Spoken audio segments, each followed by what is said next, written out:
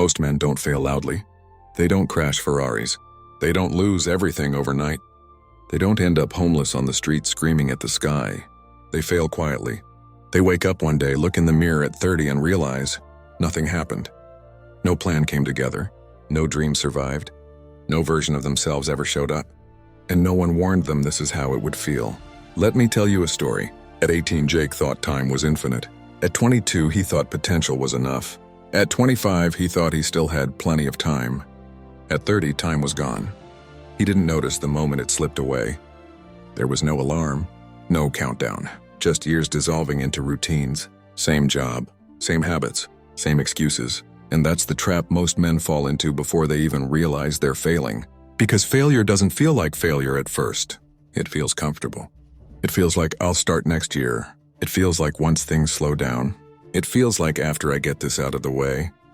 But the future doesn't wait. Here's the harsh truth no one tells you. Most men don't lose because they lack talent. They lose because they drift. Drifting is deadly. Drifting convinces you that average is safe, that boredom is normal, that your dreams were just unrealistic anyway. Jake didn't plan to fail. None of them do. He planned to try eventually. But life doesn't reward intentions. It rewards action, especially uncomfortable action. By 27, Jake knew something was wrong. He felt it late at night. That quiet anxiety when the phone went dark.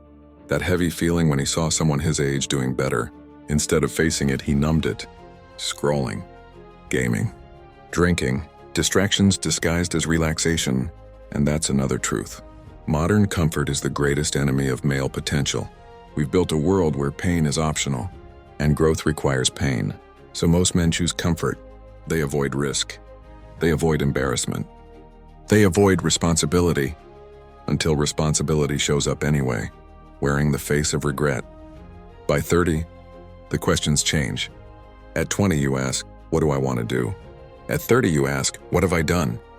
And if that answer scares you, you're not alone. Because by 30, reality stops negotiating. Your energy isn't unlimited anymore.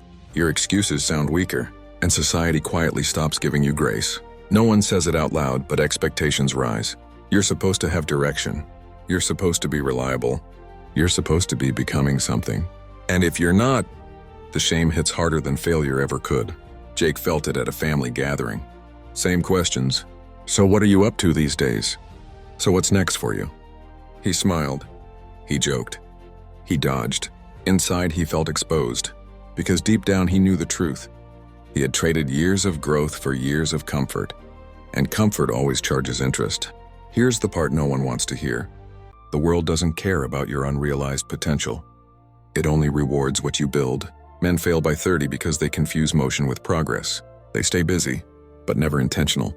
They stay occupied, but never disciplined. They wait to feel ready. But readiness is a lie. The men who win don't feel ready. They feel afraid and then move anyway. Fear isn't the enemy. Avoiding fear is. Every year Jake avoided discomfort, fear grew stronger. Every year he delayed action, confidence shrank. Until one day, even small risks felt impossible. And that's how dreams die, not from one big mistake, but from thousands of small avoidances. If this feels uncomfortable to hear, good, because discomfort is the doorway most men refuse to walk through. But here's the future no one shows you. Fast forward 5 years. 2 versions of you exist. One keeps doing what's easy, same habits, same excuses, same results. The other makes a brutal decision. I will be embarrassed. I will be behind. I will struggle, but I will not drift. That version wakes up early, cuts distractions, builds skills, takes risks before confidence arrives, and slowly, momentum replaces fear. Jake finally chose. At 31, late but not too late, he stopped waiting for motivation and built discipline instead. He stopped chasing comfort and chased competence. He stopped asking, what if I fail? And asked, what if I stay the same? That question changes everything, because the real fear isn't failing. The real fear is waking up at 40 knowing you never tried. This video isn't here to scare you. It's here to wake you up. Because the men who hear this and ignore it will quietly disappear into mediocrity. And the men who act on it, starting today, will look back and realize this moment was the turning point. The future is unforgiving, but it rewards those who move now. Not tomorrow. Not next year. Now good, let's keep going. Because here's what no one explains clearly enough. Your 20s don't destroy you. Your habits do. Men think failure arrives suddenly, like a door slamming shut at 30. It doesn't. It creeps in silently through daily choices. The skipped workout, the half-done work, the night wasted instead of invested. None of these feel dangerous in isolation, but stacked together over a decade, they become a prison. By the time most men hit 30, they're not trapped by circumstance and they're trapped by patterns. And patterns are hard to break once identity forms around them. Jake didn't just fear failing, he feared changing who he had become. That's another brutal truth. By 30, your identity starts to solidify.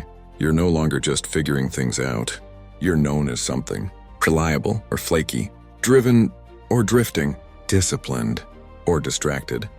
And once people see you a certain way, escaping that box takes serious effort. That's why waiting is so dangerous. Because every year you delay, the version of you that could have been grows more distant. Here's the future most men never imagine. You wake up one morning and realize your ambition feels foreign, like something you used to believe in, but don't anymore. Not because it wasn't possible in her, but because you stopped feeding it. Ambition starves without action, and society makes this worse. We're sold the lie that everything will work out, that you're still young, that success isn't a race. Those phrases sound comforting, but they kill urgency. Because life is a race against time, not against other people, against decay. Your energy declines, your tolerance for risk shrinks, your responsibilities multiply, and suddenly the window for reinvention narrows. Jake realized this when his weekends changed. At 23, weekends felt endless. At 29, they disappeared. Bills replaced dreams.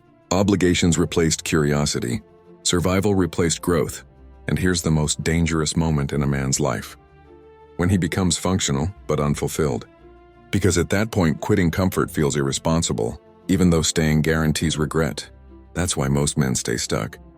Not because they can't change, but because change threatens the fragile stability they've built. A job they hate but rely on. A lifestyle that numbs but doesn't inspire. A routine that feels safe but slowly erodes self-respect. And self-respect is everything. Once a man loses it, motivation collapses. Jake noticed it in small moments. Avoiding eye contact. Hesitating when asked about goals. Feeling irritated by ambitious people. That irritation wasn't jealousy, it was grief. Grief for the version of himself he abandoned. Here's the uncomfortable question every man must face. Are you becoming someone you respect? Not someone society applauds. Not someone Instagram celebrates. Someone you respect or alone in silence. Because at the end of the day, that's the voice you can't mute. Most men fail by 30 because they ignore that voice for too long. They drown it out with noise, with entertainment, with excuses dressed up as logic. I'm just being realistic. I have responsibilities now. It's not the right time. But realism without courage is surrender. And responsibility without vision becomes a cage. Jake finally understood something crucial. No one was coming to save him. No mentor. No opportunity. No perfect moment. The future wasn't waiting for him. It was moving without him. So he did something radical. He stopped trying to overhaul his life overnight. Instead, he attacked direction. One hard habit. One uncomfortable skill. One decision that aligned with who he wanted to become. Not flashy. Not viral. Just consistent. And slowly something changed. Confidence returned. Not from affirmations, but from proof. Momentum replaced anxiety. Pride replaced shame. That's the formula no one teaches. Action creates identity. Identity sustains action. You don't find yourself. You build yourself. And here's the future-facing truth most men need to hear. The world ahead will be harsher, faster, and less forgiving. Automation will replace average workers. AI will reward skill, not effort. Competition will be global, not local. Comfort will be available everywhere. And that's exactly why discipline will be rare. The men who survive and thrive won't be the most talented. They'll be the most adaptable. The ones who didn't wait until 40 to take themselves seriously. The ones who used fear as fuel instead of an excuse. If you're under 30 right now, this is your warning. If you're over 30, this is your permission. It's not too late, but it is urgent. The clock doesn't stop. The future doesn't negotiate. And regret is far heavier than effort. This moment matters more than you think. All right, let's finish this. And make it count. Here's the final truth most men never fully accept until it's too late. Life doesn't punish men who fail. it forgets them. No one comes to ask what went wrong. No one pauses to understand your backstory. The world simply moves on and replaces you. That's the future we're walking into. A future where average effort earns nothing, where excuses sound childish, where comfort quietly disqualifies you. And that's why this moment, right now, matters more than motivation ever will. Jake didn't suddenly become extraordinary. He became intentional. He stopped negotiating with his weaker self, stopped waiting for clarity, stopped hoping things would work out. He chose a direction and suffered forward. Some days he doubted himself. Some days he felt behind. Some days progress felt invisible. But here's what changed everything. He no longer hated the man in the mirror. Because even on bad days, he knew one thing. He was no longer drifting. That's the real win. Not money, not status, not applause, self-respect. And self-respect compounds. It sharpens your decisions.